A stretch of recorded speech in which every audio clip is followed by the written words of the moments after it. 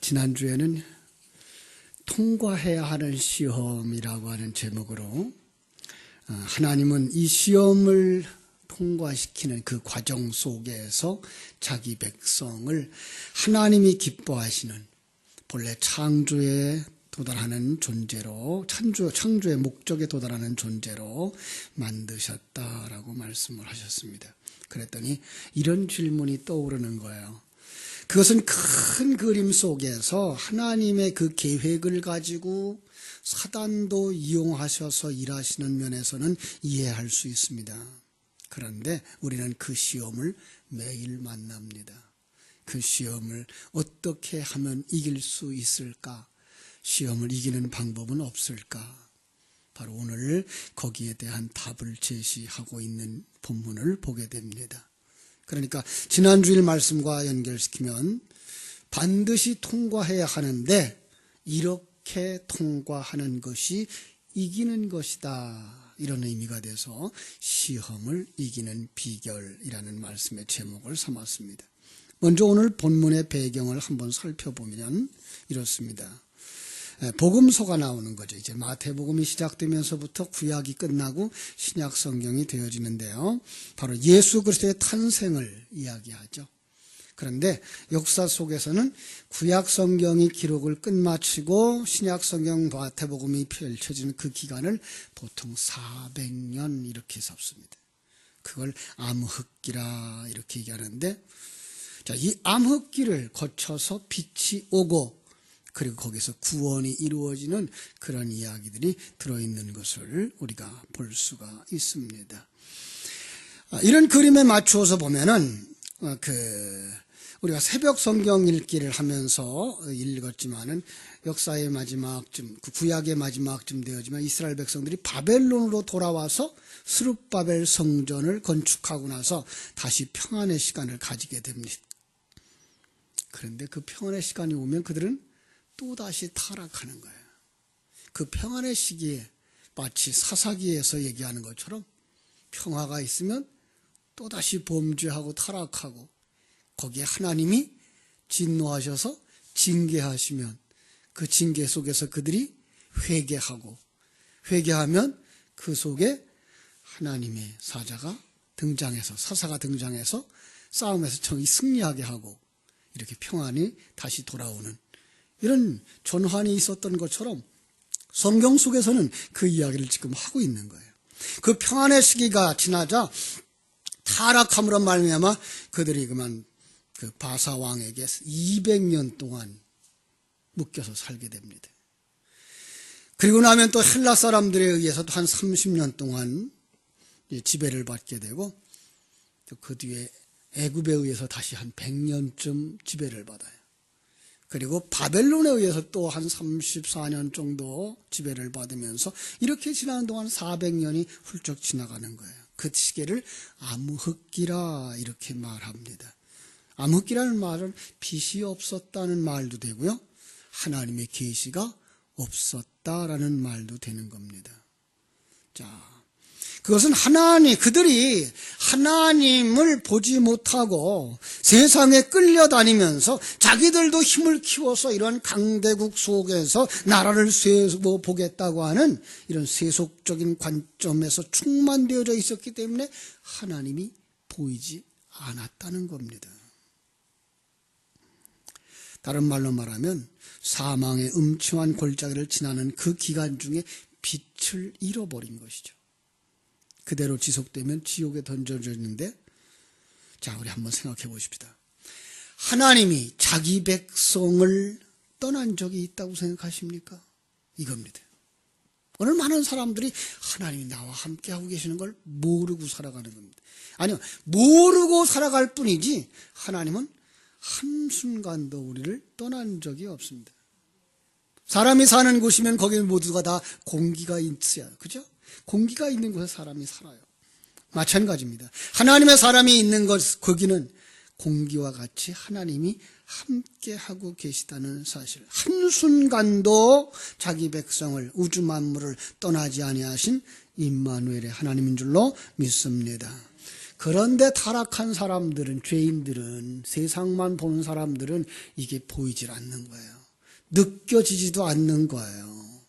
하나님이 나를 인도하고 계신 것도, 하나님이 나를 만드시고 계시는 것도 느껴지지가 않는 거예요. 뭐라고 말해요? 야, 하나님이 있으면 이럴 수가 있냐? 이렇게 말할 뿐이죠. 그것은 하나님이 온갖 세계를 통해서 어떤 일을 하고 계신지 모르기 때문인 거예요. 그걸 갖다가 어두움, 암흑기 이렇게 말하고 있는 거죠. 그러나 하나님은 이스라엘 백성들이 애굽에서 살 때나 바벨론 포로로 잡혀갔을 때나 광야에서나 한순간도 그들을 떠나지 않았던 것처럼 그 암흑기 시대에도 하나님은 함께 계셨고 지금도 하나님이 우리와 함께 하신 줄로 믿습니다. 여러분은 여러분의 삶 속에서 하나님이 나와 함께 하고 계신다라는 것이 느껴지십니까? 믿어지십니까? 예, 여러분들은 하나님의 생명이 있는 사람들입니다.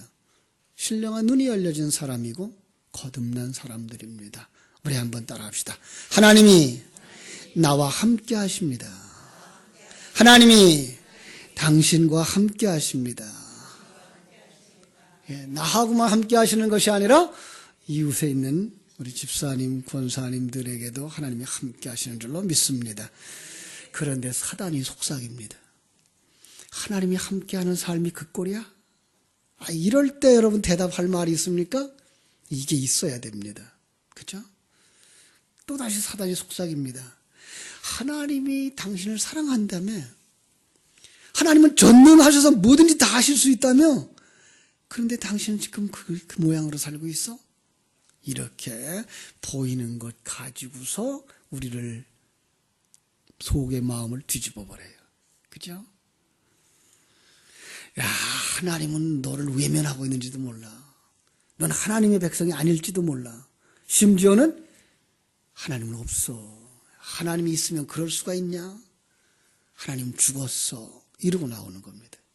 여러분, 거기에 답을 하실 해답을 가지고 있어야 이 시험을 이기시는 겁니다. 자, 오늘 우리 그 시험을 먼저 당하신 우리 예수님을 만나러 갔으면 좋겠습니다. 이 암흑기에 어둠이 계속되는 시간과 공간 세계 속에 빛이 오신 겁니다.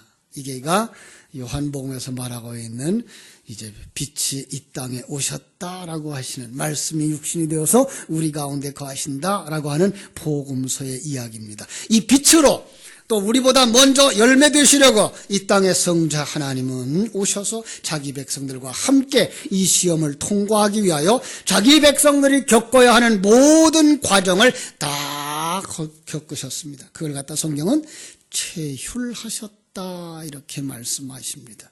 잘 보십시다. 성경은 놀라운 순서를 가지고 기록하고 있는 걸 보게 됩니다. 하나님의 백성들이 삼위일체 하나님과 함께 하신다는 것을 설명하기 위해서 예수님을 이 땅에 보내실 때 성령으로 잉태하는, 그래서 육신을 입고 아기로 태어나는 그런 모습을 딱 그려놓습니다. 그리고는 이제 그 이야기의 시작을 애굽에서부터 시작하려고 베들레헴에서 태어난 아기를 애굽으로 데려가시고 이제 애굽에서부터 출발해서 이제 홍해를 건너고 광야길로 가는 그 그림을 예수님으로 하여금 다 겪게 하십니다.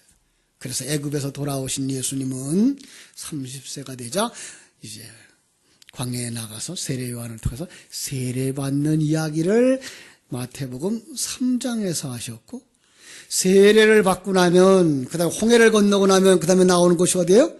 광야. 그래서 예수님이 광야로 가십니다. 자, 신명기서에서는 그 광야 생활을 뭐라고 말하는가 하면 시험이라고 말하고 있는 것과 똑같은 이야기를 하고 있는 것입니다. 그런데 그 광야길에서 몇 년 걸렸어요? 이스라엘 백성들이 40년. 예수님은 광야에서 며칠간 계셨어요? 40일 동안 금식하셨어요. 여기 40이라는 숫자에 의미가 있는 겁니다. 성경 속의 숫자에 의미들이 있다고 그랬습니다. 우리가 쉽게 아는 것, 12. 무슨 숫자죠? 아들의 숫자. 12은 아들의 숫자입니다. 3은 하나님의 숫자. 4는 세상의 숫자. 7은 완전 숫자. 그죠? 이런 모습입니다. 그래서 40이라는 숫자는 4 곱하기 10. 세상에서의 정한수, 완전수입니다. 여러분들이 세상에서 사는 하나님이 정한 그 기간이 이렇게 성경 속에서는 40이라는 숫자로 기록되어 있는 것입니다.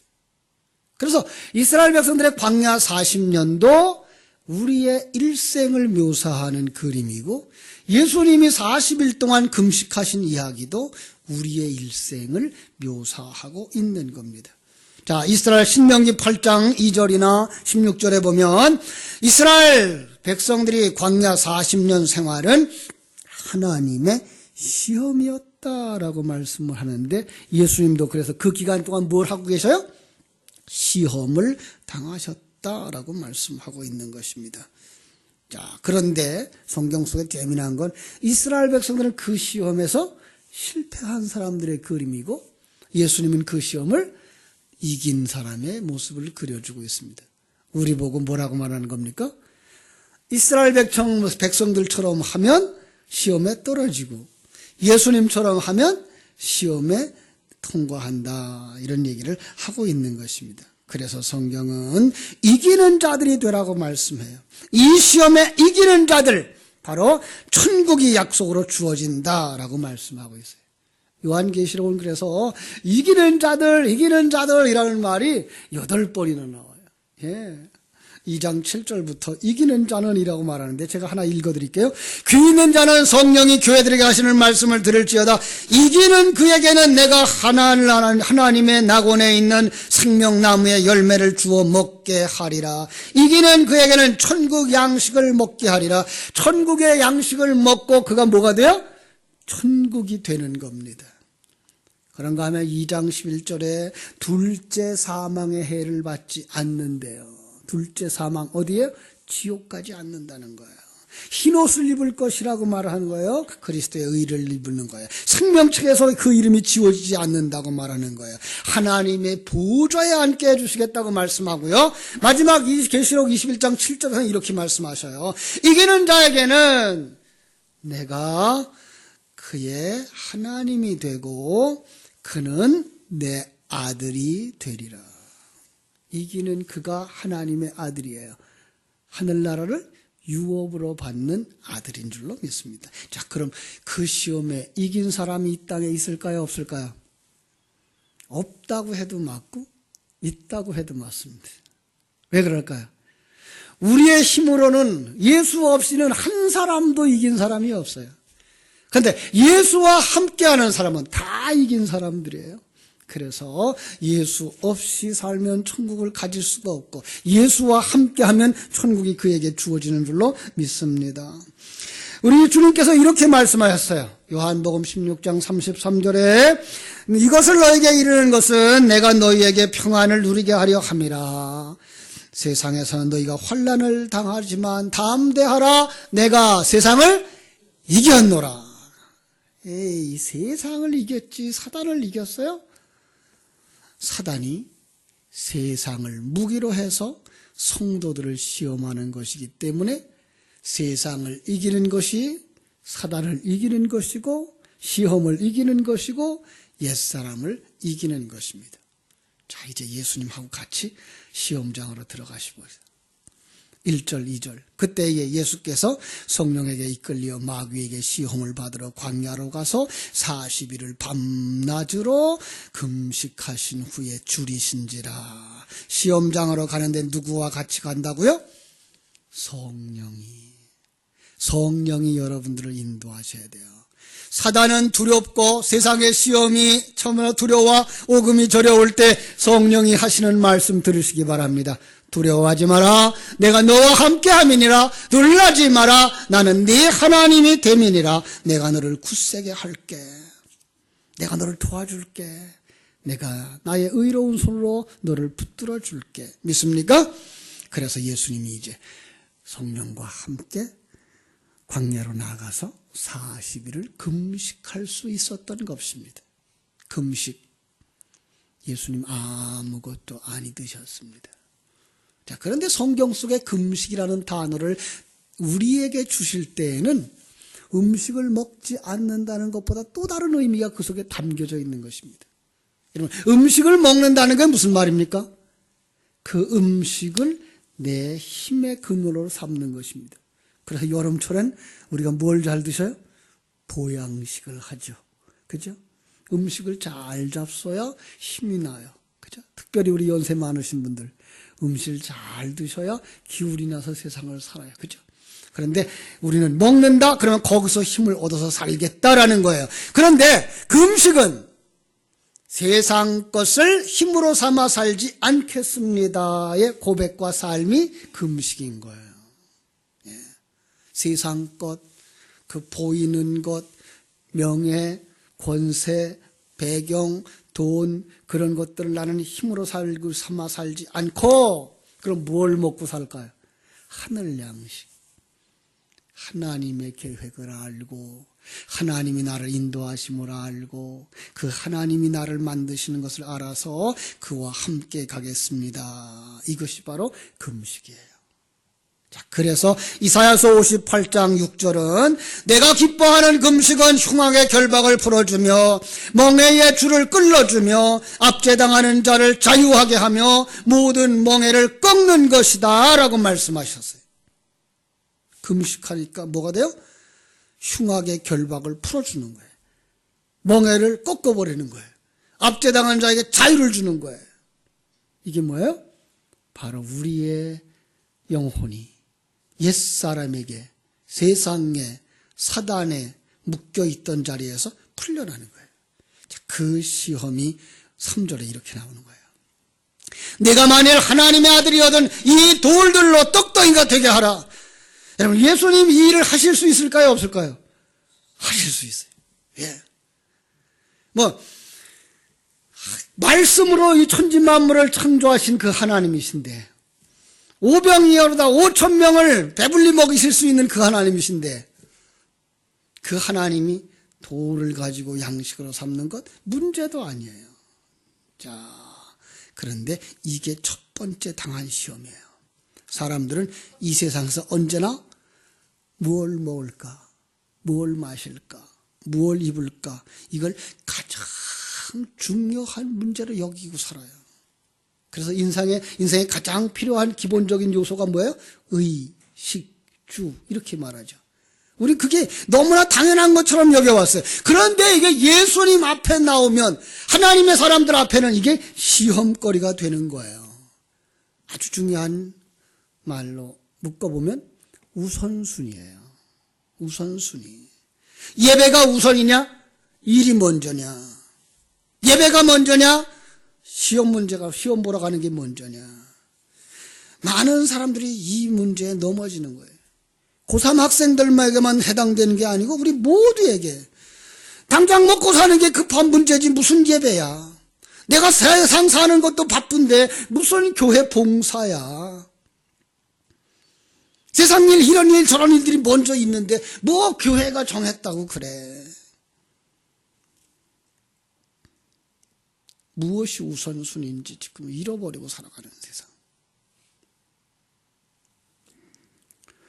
여러분, 우리는 그동안 이 시험 앞에 어떤 대답을 내놓았나요? 내 자녀들에게 무엇이 우선이라고 가르쳤나요? 우리는 예수님을 따라 금식해야 합니다. 그것, 보이는 것, 세상의 것을 힘으로 삼지 않습니다. 우리 한번 따라갑시다. 그것을 힘으로 삼아 살지 않겠습니다. 예, 이게 금식입니다. 그럼 어떻게 살아야 돼요? 하나님이 허락하신 환경, 하나님이 허락하신 상황, 하나님이 허락하신 은사와 능력을 가지고 최선의 삶을 사는 것입니다. 그 결과에 연연하여서 많이 얻었다고 기뻐하거나 얻지 못했다거나 기가 죽거나 하지 아니하고 하나님이 허락하신 그 환경 속에서 하나님이 주신 그 양식, 그래서 그걸 예수님의 대답 속에서 담아보면 뭐라 그랬죠? 사람이 떡으로만 사는 것이 아니요 하나님의 입으로 나오는 모든 말씀으로 살 것이라. 보이는 것이 전부가 아니요 보이지 아니하는 하나님, 그 하나님의 가르쳐주시는 것 같은 임마누엘을 믿으며 하나님이 우리에게 주신 은사와 능력과 그 환경 속에서 최선의 삶을 사는 것, 이것이 바로 믿음의 시험에 합격하는 것입니다. 자, 그러자 이제 사단이 두 번째 시험 문제 가지고 나옵니다. 네가 만일 하나님의 아들이여든 뛰어내리라. 성경에 기록되었으되 그가 너를 위하여 그의 사자들을 명하리니 그들이 손으로 너를 받들어 발이 돌에 부딪히지 않게 하리로다. 사단이 뭐라 그래? 그래, 네가 말씀 그러는데 시편 91편 11절 12절에 이런 말씀이 있더라. 그 말씀대로 뛰어내려봐. 이 시험입니다. 그래서 정말 시편 91편 11절 12절을 봤더니 뭐라고 되어 있는가 하면 그가 너를 위하여 그의 천사들을 명령하사 네 모든 길에서 너를 지키게 하심이라. 그들의 손으로 너를 붙들어 발이 돌에 부딪히지 아니하게 하리로다 그랬어요. 자, 사람들은 이 성경을 보면서 사단이 사람들 앞에 놀라운 기적을 일으켜 자신들을 과시하라고 요구했구나. 오늘도 사단이 이렇게 너 자신을 하나님 앞에 드러내어 자랑스러워하고 교만하게 하려는 시험이 있으니까 조심해라, 이렇게 말합니다. 그러나 성경이 말하고 싶은 것은 사단은 성경을 문자 그대로 사전적 관점으로 해석하게 하는 시험을 한다는 거예요. 잘 들으세요.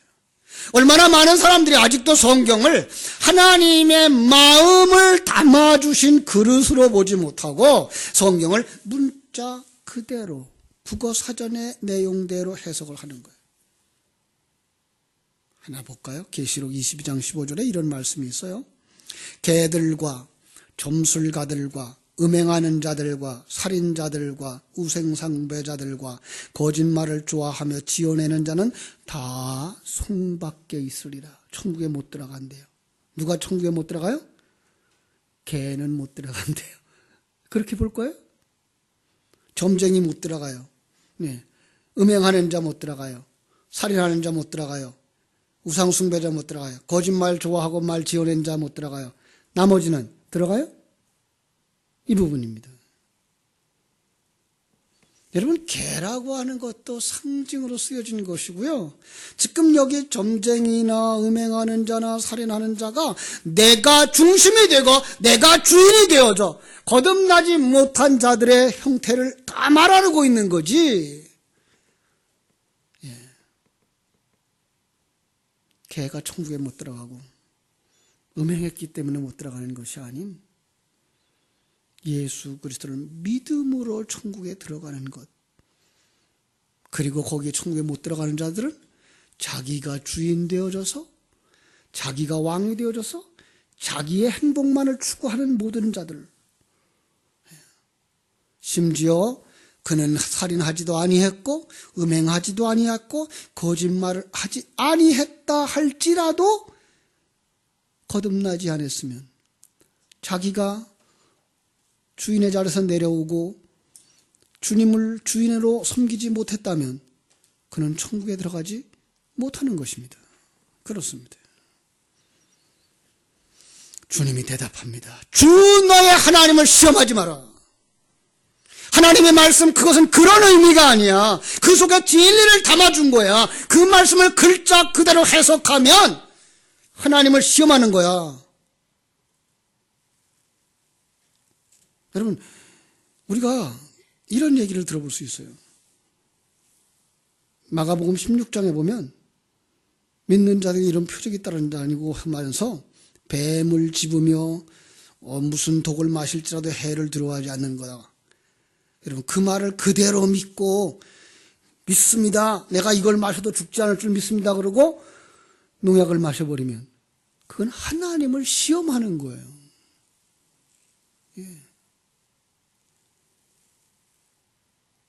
여러분, 우리는 그 속에 있는 하나님의 사랑과 하나님의 우리를 만들어가고 계신 그 은혜를 알아야지 글자 그대로 가다가는 윤리 도덕적으로는 바르게 살려고 몸부림칠 수 있을지 모르지만, 착한 사람 선한 사람 될 수 있을지는 모르지만 하나님 나라에 들어가지 못한다는 거예요.